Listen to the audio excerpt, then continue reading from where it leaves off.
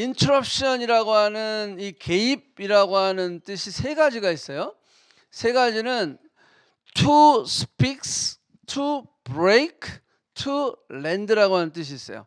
그러니까는 to speaks는 뭐냐면 끼어 들어오는 거예요. 뭐 엄마가 얘기할 때 끼어들지 마, 뭐 이런 얘기할 때 끼어드는 거, 그거를 to speaks, 그래서 interruption이라고 얘기하고, 또 하나는 to break라는 것은 뭐냐면 딱 멈추게 해버리는 거예요. 하나님이 그냥 stop, 이 길이 아니야 라고 다른 길로 돌아가게 하는 거죠. 우리가 한국도 보면 여기도 그렇지만 이제 공사 중 해갖고 나는 이 일로 가야 되는데 갑자기 막혔어.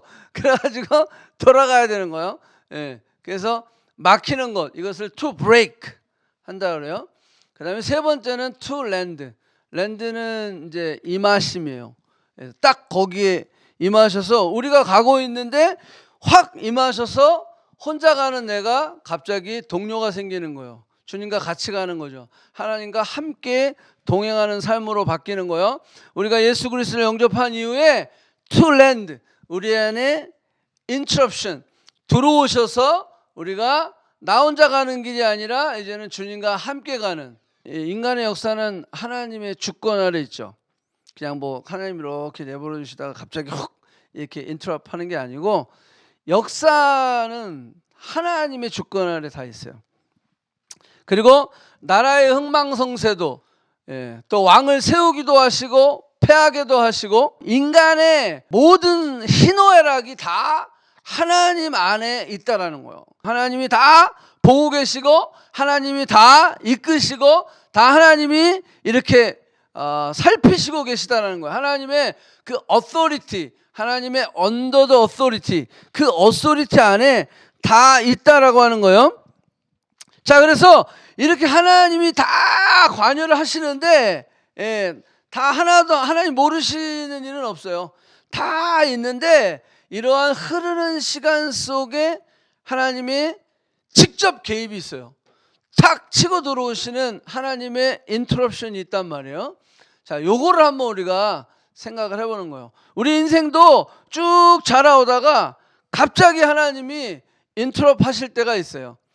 그러한 시기들이 저에게도 이렇게 탁탁탁 눈에 들어오는 시기들이 있거든요.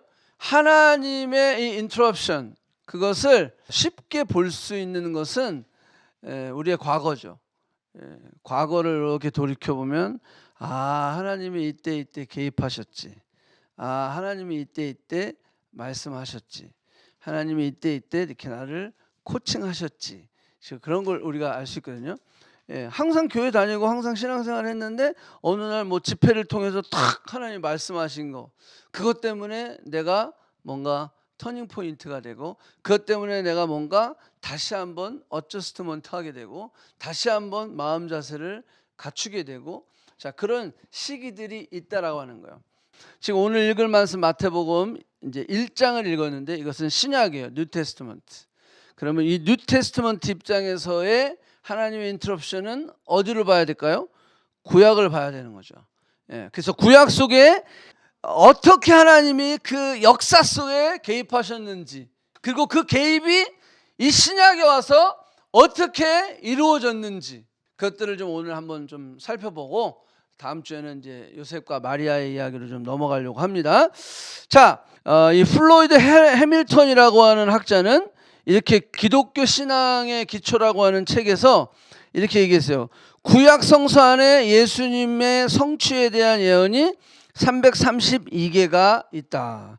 그리고 이 페인이라고 하는 학자는 성경 예언의 백과사전이라는 책을 통해서 예수님에 대한 191가지를 디테일하게 기록해 놓았다라고 해요. 예언이 330개가 있었고 그것이 구체적으로 191개를 이분이 찾아서 리스트업을 했어요. 그 정도면 뭐 5개만 맞아도 지금 어마어마한 확률인데, 예수 그리스도 안에서 그것이 다 이루어졌다라고 하는 것은, 이거는 정말로 예시하는 뭐 100%, 200%, 1000% 예수님은 바로 메시아이다라고 하는 것을 증명한 것이다라는 거예요. 자, 시편과 이사야에 보면 제일 많이 예수님에 대한 이야기가 많이 나와 있어요. 예, 우리가 시편은 공부했죠. 그리고 이사야에도 굉장히 많이 예수님에 대한 예언이 나와 있어요. 솔로몬 이후 이스라엘은 나라가 어떻게 됐어요? 두 개로 나눠졌어요. 자, 요거 이제 여러분들 어느 정도 신앙생활 한 청년들은 대충 머릿속에 다 그림이 있어야 돼요. 북쪽 이스라엘과 남쪽 유다로 나눠졌고, 북쪽 이스라엘은 누가? 여로보암이, 남쪽 유다는 르호보암은 솔로몬의 아들이에요. 르호보암이 나라를 다스렸어요. 북쪽 이스라엘은 여로보암이 어떻게 보면 반란 세력이죠. 여로보암을 중심으로 해서 나라가 형성됐는데, 이거는 계속해서 반란이 일어나고 또 왕이 바뀌고 왕조가 바뀌고 막 이래요. 자, 그러면서 722년에 아수르에 의해서 멸망. 남쪽은 언제 멸망합니까? 586 그랬죠. 그래서 587년 6년 그때에 남쪽 유다도 멸망해요. 바벨론에 의해서 멸망합니다. 그때 당시 바벨론은 거의 뭐랄까 진짜 바벨론은 멸망하지 않을 거야. 예. 그랬던 나라가 바벨론이었어요. 그런데 바벨론도 얼마 안 있어서 금방 멸망해 버렸어요. 우리가 잘 아는 페르시아, 메데와 파사가 일어나서 결국은 바벨론도 멸망을 해요. 그래서 다니엘이 바벨론의 포로로 잡혀가서 바벨론의 두 왕을 섬기고, 그 다음에 바벨론이 멸망을 하고 페르시아가 정복을 했을 때 페르시아의 다리오 왕과 고레스 왕 때 다니엘이 총리가 돼서 섬기게 되는 거예요. 자, 그리고 나면 고레스 왕, 이거는 이제 페르시아죠. 고레스 왕 때 이제 포로를 돌아오게 하는 거죠. 예, 이것은 예언의 성취죠. 다니엘이 그 예언서 예레미야의 예언을 보고 70년 만에 돌아오는구나, 그것을 깨닫게 되고 부르짖고 기도하고 막 하나님 앞에 했을 때 하나님이 그 기도에 또 응답하시고 또 예언대로 하나님이 그 일을 성취하시고, 그래서 돌아와요. 돌아와서 성전을 다시 회복하는데 방해가 막 일어나죠. 방해가 일어나서 돌아온 지 20년 만에 성전이 완공이 돼요. 자, 그런 다음에 누가 오죠? 2차로는 이제 에스라가 오고 3차로는 느헤미야가 옵니다. 자, 이스라엘 백성들이 포로로 잡혀간 사람이 200만 명이에요. 200만 명이면요, 어떻게 되냐면 토론토 인구 정도, 토론토가 뭐 지금 300만 정도 된다고 하는데, 하여간 200만에서 300만이라고 이제 학자들은 이야기해요. 자, 그 정도 많은 사람이 포로가 돼요. 그죠? 이 정도 인구가, 토론토 인구보다 좀 안 되는 인구가 포로가 돼서 바벨론으로 잡혀가요. 그런데 돌아온 사람은 얼마예요?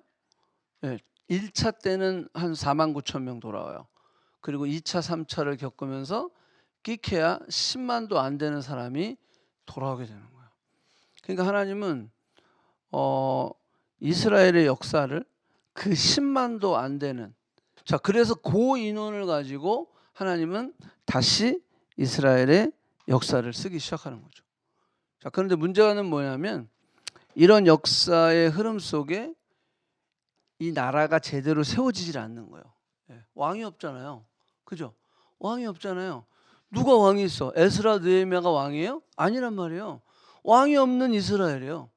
자, 그런 왕이 없는 상태에서 누가 치고 들어오냐면 여러분들 잘 아는 그리스 알렉산더 대왕이 치고 들어오는 거예요.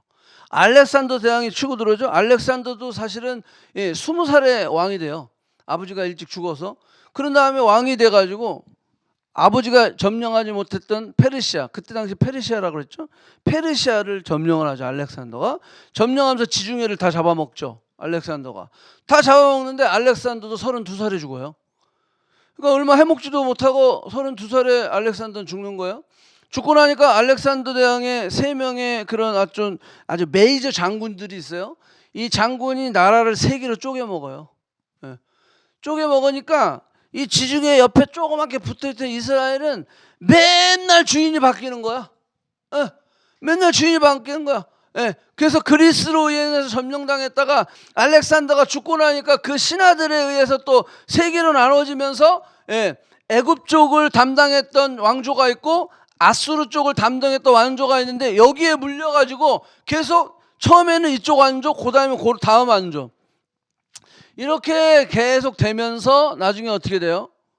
결국은 여러분들 잘 아는 마카비 혁명이 일어나는 거죠. 그 혁명이 일어나서 우리는 도저히 안 된다. 예, 이 제사와 이 우리의 율법과 성전을 회복해야 된다. 그게 마카비 혁명이에요.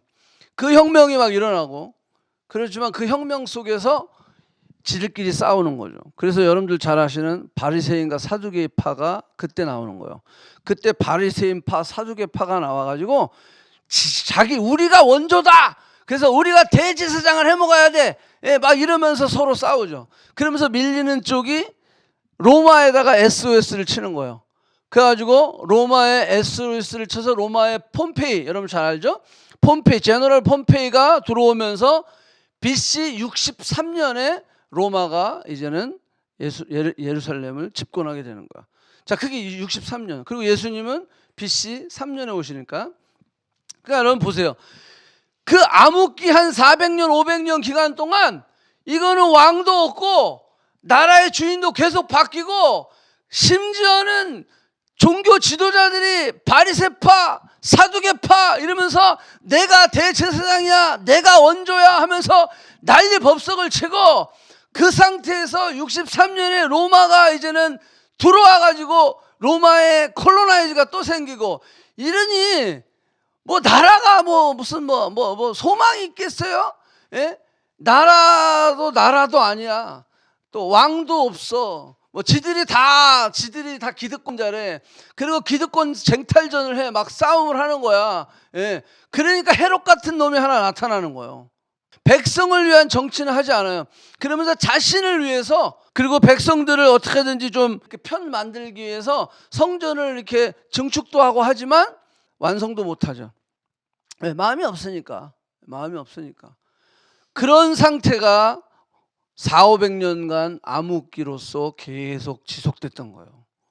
예수께서 대답하여 가되 악하고 음란한 세대라. 그죠? 그 다음에 마태복음 16장 4절에도 보면 악하고 음란한 세대. 그 다음에 마가복음 8장 38절에도 보면 이 음란하고 죄 많은 세대. 여러분 한번 보세요. 그러니까 예수님이 오셨을 때도 예수님이 그렇게 얘기하셨어요. 예, 이 악하고 음란한 세대, 심지어는 회칠한 무덤 같은 놈들아. 그러면서 누구를 향해서 말씀하셨어요? 종교 지도자들을 향해서 말씀하셨어요. 그러니까 그때 당시에 그 타락상이라고 하는 것은 이루 말할 수가 없었다라는 거예요. 그 다음에 예수님이 어떻게 했어요? 성전을 뒤집어 엎었죠. 성전을 정화하셨어요. 그 정도로 성전의 펑션을 하지 못했었다라는 거예요. 자, 그래서 예수님은 하나님의 개입하심을 통해서 그때 오실 수밖에 없었다라는 거예요. 가장 무너지고 가장 처참하고 가장 타락했던 그런 시기. 이제는 교회도 소망이 없는 그러한 시기에 주님은 오실 수밖에 없었다. 하나님은 그냥 지금이야 라고 보내신 게 아니라 계속 준비하면서 하나님의 그 예언을 성취해 가시는, 그러면서 그 역사의 흐름 앞에 예수 그리스도가 와야 할 그 때를 하나님께서 정하시고, 갈라디아서 4장 4절에 보면 뭐라고 하냐면 때가 참에 하나님이 그 아들을 보내사 여자에게 나게 하시고 율법 아래에 나게 하신 것은 율법 아래에 있는 자들을 속량하시고 우리로 아들의 명분을 얻게 하려 하심이라.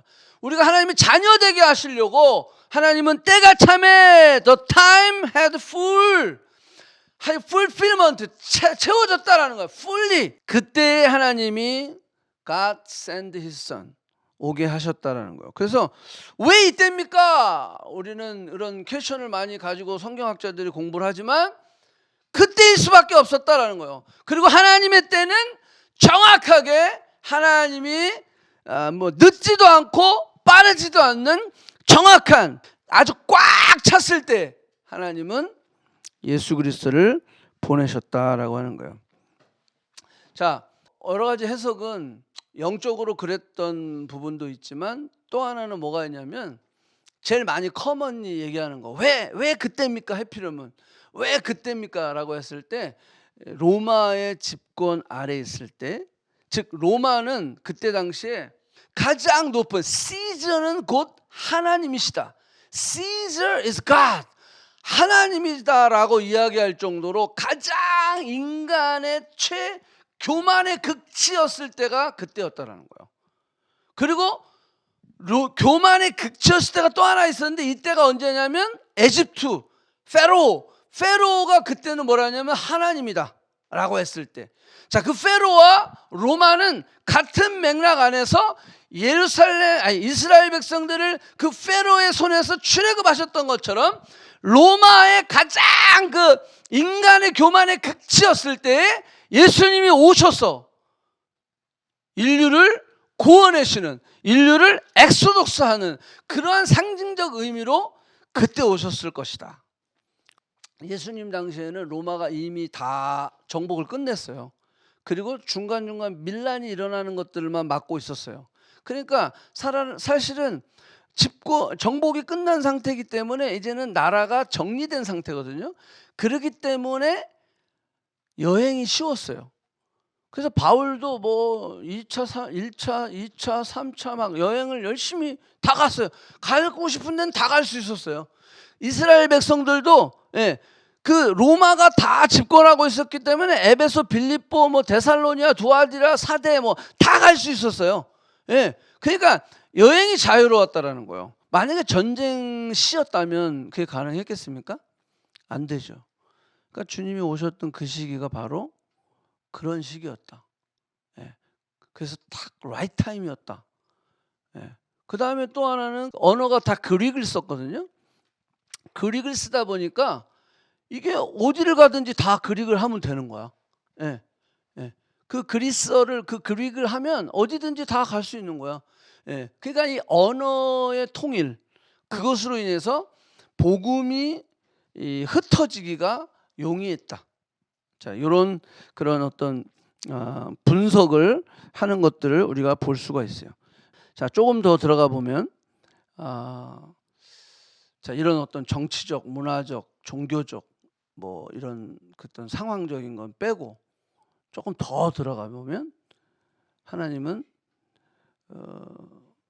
고난받고 소외되고 또 늘 피해자 계급인 그 백성들의 울부짖음을 응답하셨다라는 거예요. 여러분들 늘 하나님이 일하시면은요 기도의 분량이 차야 돼요. 그 기다리며 기도하고 중보했던 사람들, 뭐 어차피 하나님이 뭐 하나님의 때에 이르실 건데 뭐하러 기도해? 이런 사람 있거든요. 뭐 기도 굳이 할 게 있어? 하나님 다 아시는데. 근데 여러분들 그건 큰 착각하는 거예요. 자, 기도했던 자와 기도하지 않았던 자는 완전히 하나님의 은혜와 축복과 경험을 하는 데 있어서 달라요. 여러분들 우리가 잘 아는 요한복음에 예수님이 첫 번째로 물로 포도주를 만들었던 장면에 보면 거기 이런 말이 나와 있어요. 물 떠온 하인들만 알더라. 그죠? 물 떠온 하인들만 아는 축복이 있다니까요. 이게 포도주가 됐네? 근데 먹는 사람은요, 이게 물로 포도주가 됐는지 그건 몰라요. 그냥 역사만 체험하는 것이죠. 그죠? 하나님 역사 어쩌든지 하실 텐데 뭐 하고 그냥 역사만 체험하는 사람하고 그 사람이 하나님을 경험하는 거하고 물 떠온 하인들이 내가 맹물 떠왔는데 이게 포도주로 바뀌었어. 이걸 경험한 사람하고는 그 삶의 질과 그 삶의 방향성과 그 삶의 중심은 완전히 다르다라는 거예요. 그러니까 우리가 기도해야 되는 거예요. 그러니까 우리가 하나님의 그 개입하심, 말씀을 통해서 하나님의 역사하심, 하나님의 그 약속하심을 우리가 봤다면 우리가 그걸 놓고 기도할 수 있는 사람이 돼야 되는 거예요. 그걸 놓고 간절히 기도할 때 이 말씀이 내게 경험되어지는 거예요. 그 은혜와 축복을 내가 다른 사람에 비해서 더 많이 경험할 수 있고 느낄 수 있다는 거예요. 저가 사랑함이 많음으로 주님을 향해서 값비싼 향유 옥합을 끼워드렸던 것처럼 그것은 그것을 많이 느꼈다라고 하는 거죠. 내가 죄인인 것을 많이 느끼면 느낄수록 그리스도에 대한 사랑이 더 커지는 것처럼 죄인인 것을 느끼지 못하면 못할수록 별로 뭐 감사가 그렇게 많지 않는 거죠. 이거 마찬가지요. 우리가 그렇게 기도하는 소수들, 그렇게 간절하고 순결한 중보자들의 중보가 쌓여서 하나님이 역사하신다라고 하는 거예요. 예. 자, 그래서 동방박사의 기다림. 그 동방박사가 별을 보고 예수 그리스도를 쫓아가잖아요. 그들이 사모함과 기다림이 몇 년 동안 그들이 평생이었었는지도 몰라요. 그 별을 보고 연구하면서 그들이 또 찾고 또 찾고 어느 날 갑자기 그 큰 별이 떠서 그들이 여행을 떠나는, 그 동방박사들이 주님을 만나서 경배했을 때 그 전율, 그 감동, 그것을 누가 경험할 수 있겠어요? 뭐 예수님이 오셨으니까 오셨구나, 이게 아니라 그것을 사모했던 자는 그 느낌이 다르다라고 하는 거예요. 그 감동이 다르다라고 하는 거예요. 그 역사가 다르다라고 하는 거예요. 그 인생은 달라진다라고 하는 거예요. 그래서 기도하라는 거예요. 그래서 그 말씀을 붙잡고 사모하면서 기다리며 나아가야 된다라는 거예요. 그래서 목요일마다 우리가 기도하는 거예요. 기도하는 자와 안 하는 자는 달라지는 거예요. 달라지는 거예요. 경험이 달라져요. 은혜가 달라져요. 하나님이 주시는 축복이 달라진다라고 하는 거예요. 예. 여러분들 목자들도 마찬가지예요. 오늘 제가 예배 드리면서 낭독했던 지극히 높은 곳에서는 하나님께 영광이요 땅에서는 기뻐하심을 입은 사람들 중에 평화로다. 그 목자들이 천사의 음성을 듣고 주님을 경배하러 갔을 때 이게 랜덤이었겠어요? 저는 그렇게 생각 안 해요. 그냥 아무나 목자들을 랜덤해가지고 저놈들을 보내야지. 아니에요. 그들 목자가 그 평민으로서 어떤 면에서 보면 집도 없고 뭐 백도 없고 돈도 없는 그런 남의 뭐 양을 치는 목자였을 수도 있어요. 그 목자들이 그 나라의 형편과 상황과 정치적 여러 가지 그 어렵고 힘든 상황 가운데 그들이 무언가 그들 안에 말씀은 없지만 사모함이 있었고 그들 하나님의 메시아에 대한 기다림이 있었기 때문에 그 목자에게 찾아간 거예요. 저는 그렇게 믿어요. 그냥 이렇게 앉아있었는데 랜덤으로 그냥 픽업해가지고 한 게 아니에요. 베들레헴에 예수님이 탄생하신 것도 그냥 뭐 어떻게 박스 하나 매달아갖고 하늘에서 뚝 떨어졌는데 어메 베들레헴이네? 이렇게 된 게 아니라는 거예요. 하나님의 개입하심은 철저한 그런 모든 것을 예언들을 다 준비시켜서, 그래서 박사들도 목자들도 그냥 랜덤이 아니다라고 하는 거예요. 그들 안에 그런 사모함과 기다림과 그런 예수 그리스도의 메시아에 대한 갈망함이 있었기 때문이다라고 하는 거예요. 성전에서 평생 살았던 메시아를 기다렸던 시므온과 안나도 마찬가지예요. 의롭고 경건하여 이스라엘의 위로를 기다리는 자라. 뭐라? 이스라엘의 위로를 기다리는 자라. 예수 그리스도 메시아, 이스라엘을 위로할 자, 그 메시아 기름 부으신 그 왕을 기다렸던 자다라고 하는 거예요. 시몬이 그 아이를 안고 하나님을 찬양하여 이르되, 그러면서 그 감격을 잊지 못하는 거죠. 나는 이제 거기 뭐라 하면 나는 이제 죽어도 되겠습니다. 그렇게 고백하는 거예요. 그 감동, 그것은요 기도하지 않은 사람은 못 느끼는 감동이에요. 시므온이나 그 다음에 나오는 안나나 이런 사람들이 여기 기록되어 있는데 정말로 그 마음 가운데 진심으로 메시아를 만나기를 소원하고 원했던 그런 사람. 이것도 하나님이 그냥 아무나 픽업해갖고 한 게 아니라 그들 안에 그러한 사모함들이 있었다는 거예요. 안나라고 하는 사람은 여기 한번 보세요. 그 사람은 결혼한 후 7해 동안 남편과 함께 살다가 결혼하고 7년밖에 못 살았어. 그리고 남편이 죽었어. 그리고 84세가 되었어요. 근데 이 사람은 성전을 떠나지 아니하고 주야로 금식하며 기도함으로 섬겼더니 마침내 이때에 나와서 하나님께 감사하고 예루살렘의 속량을 바라는 모든 사람에게 누구에 대해서? 예수님에 대하여 말하니라. 이게 안나 선지자의 역할이죠. 이렇게 기도하고 사모하고 준비한 사람에게는 특별한 하나님의 은혜와 축복과 경험과 감동이 그들에게는 주어지는 것이다 라고 하는 거예요. 요셉도 마찬가지죠. 그죠? 요셉도 거기 보면 뭐냐면 요셉은 의로운 사람이라. 하나님께 대해서 의로웠던 사람이라고 성경은 기록하고 있는 거예요. 그러면서 그도 누구를 기다렸어요? 메시아를 기다리는데 그 메시아가 자기 아들이 될 줄은 생각도 못했겠죠. 그죠? 이거는 다음 주에 또 나누겠지만 마리아도 마찬가지예요. 마리아가 뭐라 했어요? 주의 계집종이오니 주 뜻대로 되기를 원하나이다. 이게 준비 안 된 사람이 할 수 있는 대답입니까? 네, 준비됐으니까 대답을 할 수 있는 거예요. 네. 이게 그냥 갑자기 딱 해갖고 너가 잉태하여 아들을 낳을 것인데 그 이름을 예수라 하라. 그럼 여러분 준비 안 된 사람 어떻게 반응할까요? 미쳤죠? 미쳤어요. 내가 난리 벌썩이 났을 거 아니에요. 근데 이제 다음 주 쭉 묵상하겠지만 그의 그 반응은 그거예요. 주의 계집종이오니 내가 주님의 종이다라고 하는 거예요. 네. 내가 하나님의 종이니까. 종은 뭐예요? 주인이 시키는 대로 하는 거죠. 네. 자, 그 고백이 그 마리아에게 있었다라고 하는 거예요. 네. 이거는 그냥 갑자기 되는 일이 아니다라고 하는 거예요. 그게 안에 그런 지나온 시간 동안 그것을 준비해 오지 않았다라고 하면 이게 있을 수 없는 일이다라고 하는 거예요.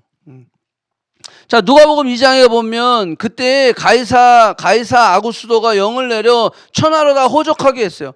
자, 그래가지고 여러분들 호적을 하러 가는 거예요. 각각 고향으로 돌아가고 8절에 보니까 그 지역의 목자들이 밤에 밖에서 자기 양떼를 지키더니 자, 뭐 nothing special이잖아요. 뭐 좀 귀찮은 일이 하나 생겼죠. 예? 그죠? 구레뇨가 명을 내려서 이 수리아의 총독 번거롭게 다 자기 호족 다시 그 인구 조사를 하고 다 등록하라고 그런 거죠. 귀찮은 일은 생겼지만 한번 보세요. 그냥 평범한 날 아니겠어요? nothing special. 그죠? 목자들도 자기 자리에서 양치고 있었어요. 그래서 오죽하면 Silent night, holy night. Silent night이야. 아주 조용한 날이야. 이거는 뭐야? Nothing special. First Christmas는 nothing special이에요. 어떤 특별한 일들이 없었다라고 하는 거예요. 예, 아주 평범한 날. 그냥 학교 가는 날. 아니면 내가 그냥 앉아서 버스 타고 있는 날. 예? 수업을 받는 중에 아니면 내가 뭔가 인터넷으로 뭐 요즘 다 온라인 수업이니까 인터넷으로 뭐 페이퍼를 하고 있는 도중에 아주 평범한 날 직장 생활하고 있는 그 도중에 아니면 내가 지금 뭐 성탄절이 얼마 안 남았고 다 뭐 락다운 됐으니까 막 쇼핑 리스트를 만들고 성탄절 선물을 뭘 할까 막 이렇게 생각하는 그날 아주 평범한 그날 to speak 하나님이 말씀을 하시기 시작하시다. 그래서 막 하늘에서 막 천사가 목자들에게 나타나서 막, 그래서 누가복음 그 다음에 보면 뭐냐, 주의 영광이 그들을 두루 비춤에 크게 무서워하는지라. 갑자기 서든이 그런 일들이 벌어진다라는 거예요. 여러분들 우리 일상이요 늘 우리가 그냥 뭐 맨날 있는 시간 뭐 맨날 드리는 예배 뭐 오늘 하루 좀 빠지면 어때? 뭐 맨날 하는 건데 뭐 오늘 하루 뭐 말씀 안 읽어도 괜찮지 뭐. 여러분들 그 평범한 날 all of a sudden 그때 역사가 일어나는 거예요. 그럼 후회해도 소용이 없다. 그래서 여러분들 올림픽 선수나 피아니스트나 뭐 음악하는 사람도 마찬가지지만 언제 연주할지 모르고 언제 이게 테스트 이런 어떤 그 실력을 발휘해야 되는 상황 가운데 이것을 제대로 발휘하기 위해서는 어쩌죠? 연습을 쉬지 않는다라는 거예요. 이게 세상적인 사람도 그러잖아요. 영적으로도 마찬가지죠. 우리가 늘 깨어있지 않으면 안 된다라고 하는 거예요. 이렇게 평범한 날 갑자기 이런 하나님의 to speak, 하나님의 그 직접적인 개입하심 그것이 일어난다라는 거예요. 왜 하나님은 킹 요셉, 퀸 마리아를 선택하지 않았을까요? 왜 하나님은 그 킹도 있고 퀸도 있고 막 있는데 왜 이런 집안들을 선택하지 않았을까요? 돈도 없고 백도 없는, 그래서 정말로 아기가 태어나는데 이게 뭐 방도 없어. 그래가지고 마구간에서 태어나. 그것도 말이 먹는 죽통에서 거기에 구유에 말이 구유에 누워 이렇게 하지만 얼마나 냄새가 났겠어요. 저도 우리 아이들 4명을 낳았는데 다 병원에서 낳지, 뭐 어디 죽통에서 나고 뭐 말구유에서 나고 그러지 않았죠. 근데 왜 그 평화의 왕으로 오시고 온 인류를 구원하러 오신 예수 그리스도가 그 있을 곳도 없고 장소도 없어서 그 마구간에서 태어났을까요? 퍼스트 크리스마스는 그냥 어떻게 보면 진짜 내가 한번 상상해 봤어요. 내가 요셉이야. 근데 이 마리아가 지금 막 지금 출산을 하려고 그래. 근데 막 여기 가도 방이 없고 저기 가도 방이 없고, 아 제발 좀 뭐 우리 아내가 지금 애기를 낳으려고 그래요. 제발 막 이렇게 하고 있는데 다 no 다 리젝트를 해버려요. 여러분들 그런 상황에 얼마나 이게 무슨 뭐 사이렌나 무슨 크리스마스 막 여러분 이게 사실은요 사실 K였어요. 그러지 않겠어요? 예. 이게 무슨 뭐 정리가 됐겠어요? 예. 정신이 없는 거지. 그냥 잠자리가 없어서 방을 찾는 게 아니라 아기가 나온다니까. 아기가 나오는데 아기를 낳을 곳이 없는 거야. 그게 퍼스트 크리스마스예요. 왜 하필이면 하나님은 그 상황을 선택하셨을까? 여러분들 우리가 그걸 좀 한번 생각해 보길 원해요. 뭐 하자고 그러면 뭐 좀 안 하려고 그러고 쉬려고 그러고 뭐 빼려고 그러고. 자, 우리는 그렇게 예수님의 생일에 인색해 있다라고 하는 거예요. 내게 피해가 되면 좀 안 하려고 그러고. 여러분 예수님이 퍼스트 크리스마스, 예수님의 탄생, 처음 생일은 이렇게 케이오스였다라고 하는 거예요. 이렇게 어렵고 힘든 상황이었다라고 하는 거. 누구 때문에? 나 때문에. 나를 위해서 이 땅에 오신 예수 그리스도가 이러한 상황 가운데 오셨다라고 하는 거예요. 그러면 난 이렇게 생각하는 거. Why? 왜 하나님은 좀 예수님을 좀 번듯하게 좀 이렇게 왕족이나 뭐 이런데 좀 그래서 아기가 나도 좀 뭐 이렇게 좀 막 이렇게 멋있는 그때 당시 여러분들 뭐 로마의 집권 아래 있으니까 그들이 얼마나 럭셔리하게 살아요. 평민들은 개판처럼 살아도 지도자들은 엄청나게 잘 살잖아. 그러면 좀 그런데 좀 태어나게 하면 얼마나 좋겠어. 근데 왜 그러셨냐라는 거예요. 왜? 그런데 성경은 말하기를 아까 얘기한 갈라디아서 4장 4절 말씀처럼 때가 차매 그랬다고요. 때가 차서 그때 왔다는 거예요. 그렇다고 한다면 우리가 왜? 라고 질문했을 때 어쩔 때는 답이 없어. 하나님이 예수님을 미워하신 걸까요? 하나님이 예수님을 버리신 걸까요? 하나님이 예수님을 사랑하시고 하나님이 일하신다면, 하나님이 개입하셨다면, 인터럽션 하셨다면 좀 멋있게 해주셔야지. 근데 우리가 이해가 안 돼. Why? 이해가 안 돼요. 우리 인생도 마찬가지 아니에요? 하나님이 좀 인터럽션 하셨으면 나를 좀 멋있게 좀 해주시지. 나를 좀 금수저로 태어나게 해주시지. 나를 좀 이렇게 머리카락도 좀 똑똑하게 해주시든지, 아니면 좀 건강하게 좀 해주시든지, 좀 내가 좀 더 멋있게 좀 이렇게 태어나든지. 하나님이 인터럽션 하셨다면, 하나님이 개입하셨다면 왜 이런 환경을 자꾸 만드실까? 왜 이렇게 잠깐 코로나 때문에 이렇게 힘들게 하실까? 우리는 why? 라고 생각하지만, 그렇게 이야기하지만 하나님 답을 안 주셔요. 근데 한 가지 확실한 건 있어요. 뭐냐면 하나님이 살아계시고 하나님이 나를 사랑하시고 하나님이 일하시고 있다면 뜻이 있다라는 거예요. 아멘? 나는 지금 모르겠어. 그렇지만 하나님이 나를 사랑하시고 하나님이 일하시고 하나님이 나와 함께 하시다면 반드시 뜻이 있다는 거예요. 우리는 그걸 볼 수 있어야 돼.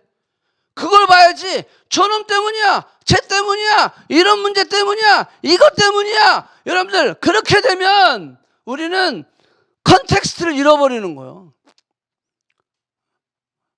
여러분, 우리가 사실 그 내면의 어떤 컨텍스트, 그 내면의 어떤 그 속사 정도 모르고 우리가 저주할 때가 있잖아요. 그죠?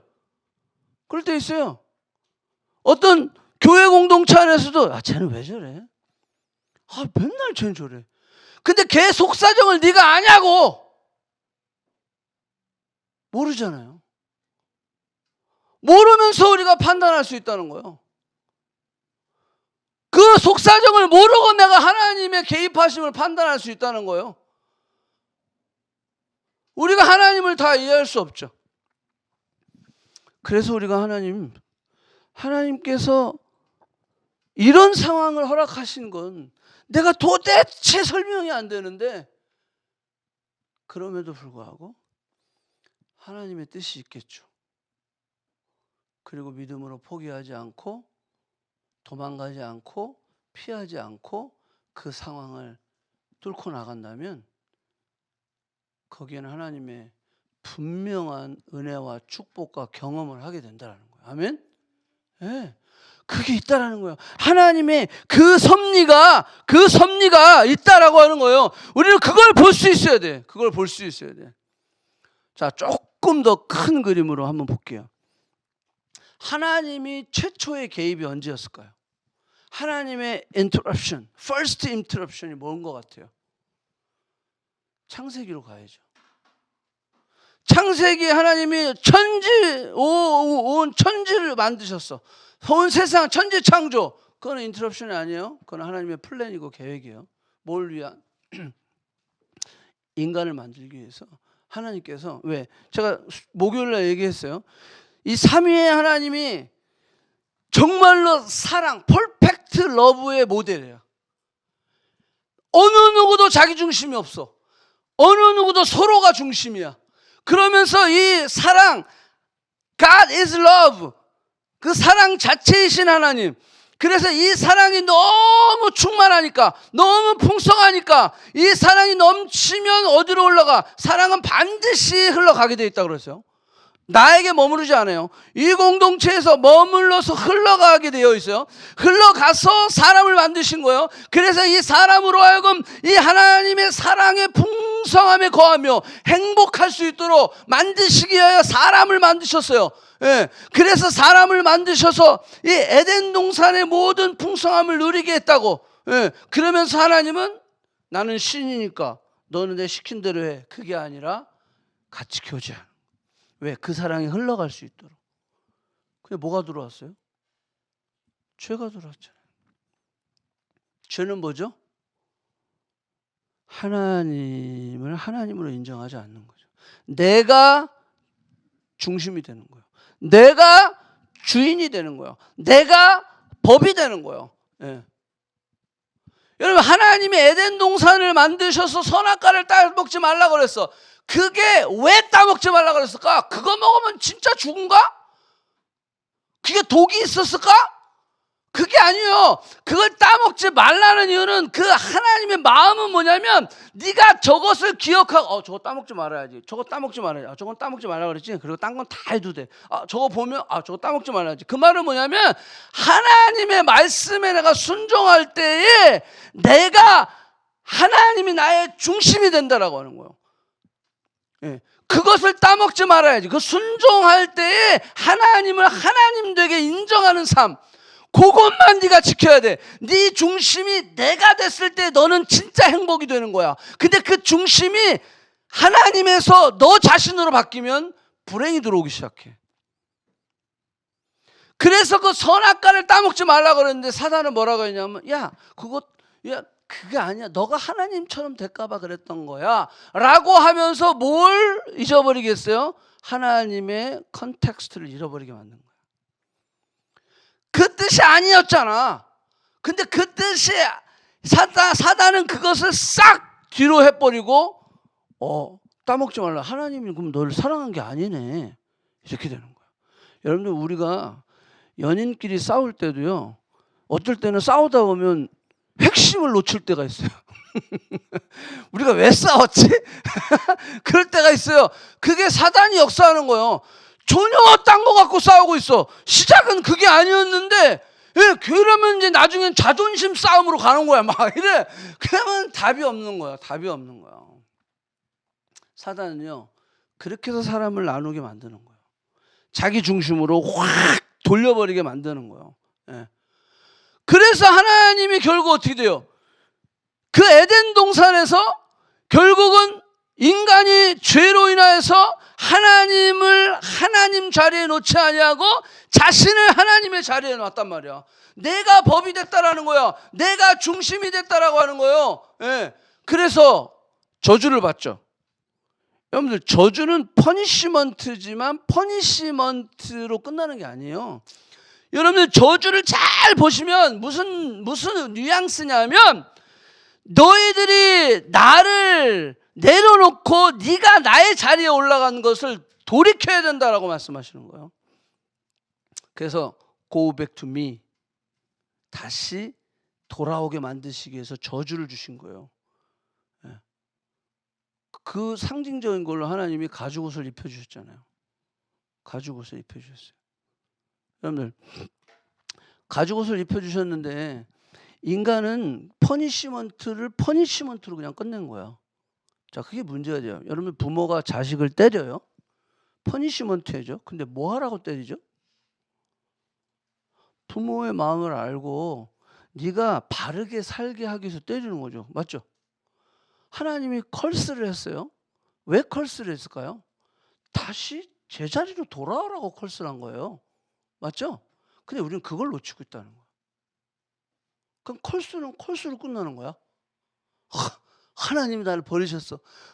하나님이 나를 저주하셨어. 아니, 죄에 대한 대가는 지불해야 되죠. 그냥 다 놔두면 스포일 되잖아요. 그죠? 대가를 지불하게 하시고 하나님은 가죽옷을 입혀주시면서 너의 중심이 다시 나로 바뀌어야 된다는 거예요. 그래야 네가 행복할 수 있다는 거예요. 그런데 인간이 페일하죠. 그래서 어떻게 돼요? 최초의 살인이 벌어지죠. 자, 최초의 살인이 벌어져요. 자, 살인이 벌어지니까 거기 뭐라고 나왔어요? 하나님이 가인에게 되겠어요. 죄를 다스려야지. 네가 죄에 어떻게 끌려다니는 거야. 죄의 종로로 타지 말고 죄를 다스리는 자들아. 죄가 너를 넘어지게 하고 있는데, 니네 부모도 그랬잖아. 니네 부모도 죄가 너를 넘어지게 했잖아. 네 부모를 넘어지게 했는데, 자식인 네 가인에게 너도 죄가 너를 넘어지게 한다. 죄를 다스리라 그랬는데 결국 죄로 인해서 또 넘어지잖아. 여러분, 이거 얘기하면 제가 한도 끝도 없어요. 여러분들, 이 하나님의 퍼니시먼트. 자, 그리고 나서 인간은 돌아오지 않았죠. 매를 맞았는데 도리어 하나님을 떠나기 시작해요. 하나님의 컨텍스트를 잃어버렸어요. 하나님의 뜻을 못 알아보겠어, 이것들이. 그렇죠? 부모가 맴매를 했는데 그 맴매한 부모의 마음을 못 알아줬어. 그러면 자식은 나가는 거야. 집 나가버리는 거예요. 예? 그래서 어떻게 됐다 그랬어요? 6장, 7장, 8장이 뭐죠? 노아의 홍수가 일어나는 거예요. 노아의 홍수가 일어나. 그러면서 여러분들 잘 보세요. 홍수가 성공했나요? 홍수 자체는 성공했어요. 노아의 방주 안에 들어가는 8사람만 살았으니까. 그렇지만 실패했어요. 자, 그게 하나님의 실패인가요? 아니에요. 자, 홍수 이야기는 누가 썼어요? 모세가 썼죠. 자, 모세가 출애굽기 때 사람인데, 모세가 노아의 홍수를 바라보면서 지금 플러드를 썼는데, 플러드를 쓰면서 준 교훈이 뭔지 아세요? 인간의 문제는 문화도 아니고 소사이어티도 아니고 커뮤니티도 아니고 그냥 사람만 그냥 육체적으로 심판한다고 해서 해결되는 문제가 아니다 라는 것을 보여주는 게 플러드예요. 왜? 노아의 홍수를 끝났잖아요. 근데 죄가 여전히, 왜? 인간은요 죄를 가지고, 그죠? 예, 원죄가 있는 거예요. 그러니까 노아도 홍수를 끝내놓고 술 먹고 취해갖고 누워가지고 뭐 이러다가 막 그냥, 예? 그 아들이 막 하체를 보고 막 그 스토리는 다 아시니까. 죄가 여전히 남아있는 것을 볼 수가 있어요. 자, 그러니까 플러드도 안 돼. 그죠? 자, 이 말은 뭐냐면 우리 어떤 육체적인 뭐 고행을 하고 뭐라고 해도 여러분들의 그런 근본적인 문제는 해결할 수 없어. 예, 여러분들의 죄의 문제는 해결할 수 없어. 세상의 어떤 종교도 그거는 가능하지 않아. 육체적인 고난으로 할 수 없어. 사람을 다 때려 죽여도 할 수 없는 거야. 그거는 돌아오질 않아. 자, 그래서 창세기 12장에 하나님의 개입이 시작되는 거예요. 또 뭐죠? 아브라함을 부르시는 거예요. 자, 아브라함을 부르셔서 민족을 만들고 민족을 만들어서 결국 어디까지 가야 돼요? 모세까지 가야 돼. 자기까지 가야 돼. 모세 오경을 지가 썼으니까 모세가 거기까지 가야 되는데 그럼 뭐죠? 플러드도 안 됐어. 그 다음에 12장에 부르시고 그 다음에 하나님이 해결하려고 하셨던 제안했던 게 뭐예요? 율법이었어요. 오케이, 율법으로 바꿔보자. 플러드도 안 돼. 오케이, 율법. 그래서 모세가 율법에 대한 핵심을 거기서, 그래서 레위기, 그죠? 레위기 썼죠. 그 다음에 민수기는 뭐예요? 광야 40년 동안에 생활했던 걸 쓴 거예요. 신명기가 뭐예요? 모세가 죽기 전에 광야에 태어난 이스라엘 백성들을 위해서 레위기를 재해석한 것이 신명기예요. 여러분, 지금 이렇게 큰 그림은 우리가 기본적으로 좀 알아야 돼요. 뭐 신앙생활 한 그래도 좀 몇 년 하신 분들은. 자, 신명기. 그래서 모세가 법을 이제 하나님 주신 법을 제시한 거잖아요. 자, 그리고 나서 신명기 이후 어떻게 되죠? 여호수아, 사사기, 룻기 지나가면서 어떻게 돼요? 법이 잘 지켜집니까? 하나님은 그 법을 통해서 뭘 얘기하려고 그랬어요? 사람이 떡으로만 사는 것이 아니요 하나님의 입으로 나오는 말씀으로 사는 진리. 그것은 뭐냐면 저들의 속을 바꿔보겠다라는 거잖아요. 그래서 그 상징적으로 율법을 주신 거예요. 근데 하나님의 뜻은 실패가 아니라 뭐에 있었어요? 그 율법으로도 안 된다라는 거예요. 왜? 율법의 펑션은 뭐야? 우리를 죄를 깨닫게 하는 거예요. 법이 없으면 죄가 깨달아지지 않잖아요. 죄를 깨닫게 하는 거예요. 그래서 어디까지 가는 거예요? 예수 그리스도께로 가는 거예요. 예수 그리스도는 뭐죠? 율법을 폐하러 오신 분이 아니라 율법을 뭐 했다가 완성하러 왔다. 그래서 예수님은 율법을 완성해서 누구든지 예수 그리스도를 영접하면 하나님의 율법을 완성한 자가 되는 거예요. 그래서 예수님 때문에 우리가 구원받는 거예요. 자, 여러분들 이 큰 그림 안에서 예수님이 오실 수밖에 없었던 그 타임. 그래서 이제는 플러드도 안 돼. 율법으로도 안 돼. 이제는 더 없잖아. 그러면 누가 와야 돼? 예수님이 오셔야 할 타이밍. 그래서 예수님이 그때 오셨다라고 하는 거예요. 아멘? 여러분, 지금도 수도 없이 하나님은 우리에게 to speak, 말씀하고 있다라는 거예요. 그런데 문제는 뭐냐면 우리가 그 말씀에 반응을 하지 않는다라는 거예요. 자, 오늘은 to speak만 할 거예요. 다음 주에 to break 할 거고. 자, to speak은 이런 거예요. 하나님께서 아브라함을 부르시는 거예요. 하나님께서 그 인생 가운데 초청하심이죠. 개입하시지만 브레이크 하시지 않고 하나님이 우리를 부르셔요. 하나님의 부르심의 자리에 우리를 초청하시는 거예요. 이게 개입이에요. 그래서 하나님이 내 인생 가운데 to speak 말씀하셔서 지연아 네가 이렇게 살아보지 않을래? 지연아 네가 이렇게 가지 않을래? 네. 그렇게 하나님 말씀하시요. 자, 모세의 인생 가운데도 80세에 하나님 부르시죠. 출애굽을 시켜라. 자, 이건 브레이크가 아니라 to speak. 하나님 찾아오셔서 부르시는. 우리 안에 그 부르심의 하나님의 초청들이 있다라고 하는 거예요. 마태복음 1장을 좀 한번 가볼게요. 1장 한번 보면 유다는 다말에게서 베레스와 세레를 낳고 그랬어요.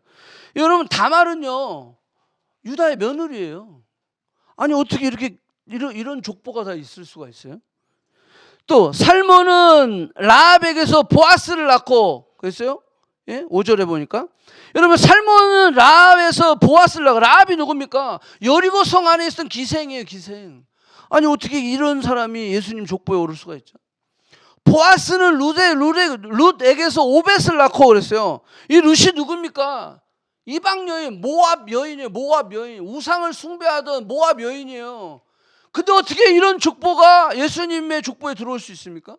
6절 다윗은 우리아의 아내에게서 솔로몬을 낳고 우리아의 아내 남의 그거는 자기 부하예요. 자기 부하의 아내를 어떻게 취해가지고 아들을 낳았는데 그게 솔로몬이야? 여러분 이렇게 어떻게 좀 이런 사람들이 어떻게 여기 들어올 수가 있어요? 왜 이런 사람들을 하나님은 사용하셨을까요? 왜 하나님의 인터럽션, 하나님의 개입하시는데 이렇게 어떻게 좀 뼈대 있는 가문으로 해주시지?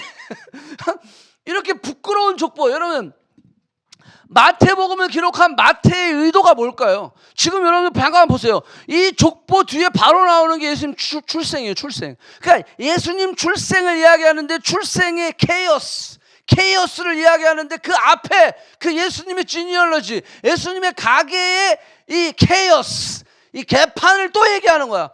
예, 계속 개판이야. 예, 계속 개판이야. 그거를 쭉 이야기하는 거예요. 심지어는 왕들도 보세요. 하나님의 뜻에 합당하지 않은 왕이 수두룩해.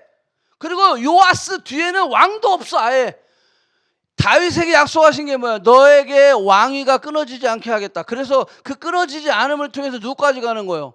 예수님까지 가는 거예요. 프린스 오브 피스, 킹이란 말이야. 킹. 예. 그런데 중간에 킹이 끊겨.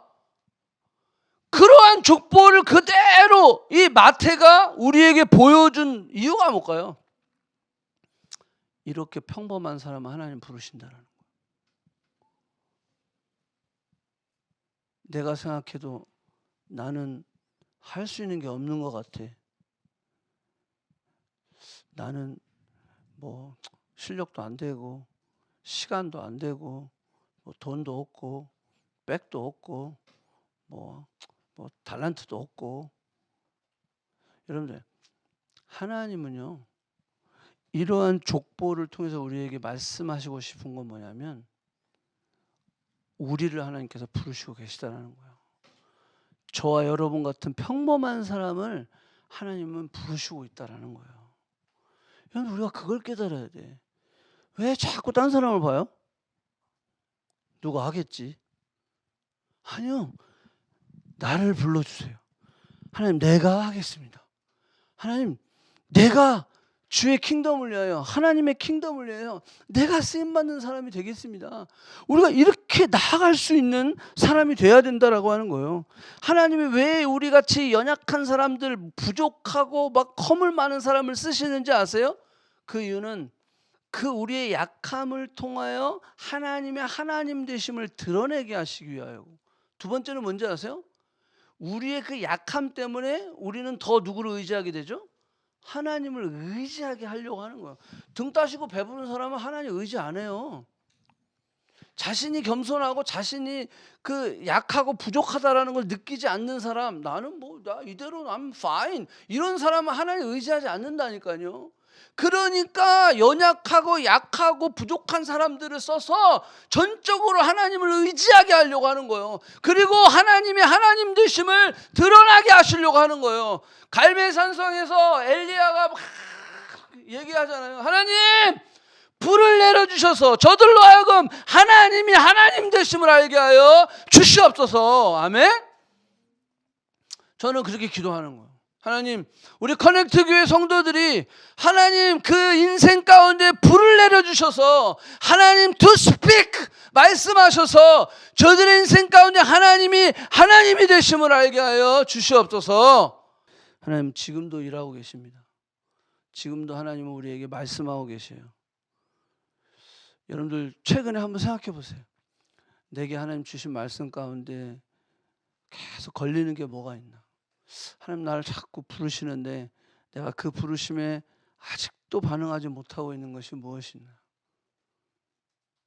그거 있을 거예요. 저한테도 그게 있거든요. 근데 이게 안 돼. 게을러서 잘 안 돼. 하나님 그 부르심, 그것이 큰 것이든 작은 것이든 성령이 우리에게 말씀하시는 것들이 있어요. 우리가 그 말씀에 반응하고 응답했을 때 하나님의 놀라우신 은혜와 축복과 경험을 우리 인생 가운데 할 수 있음을 믿습니다. 우리 한번 기도합시다.